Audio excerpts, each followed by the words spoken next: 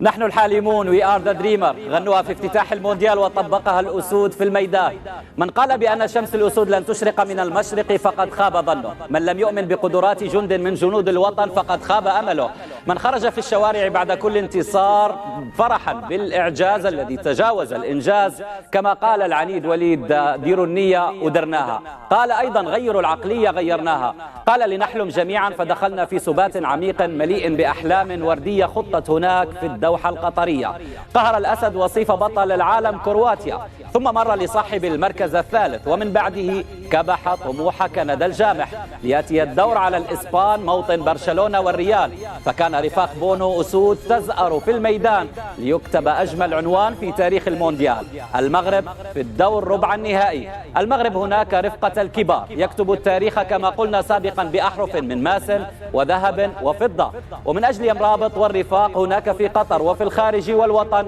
سنحتفل.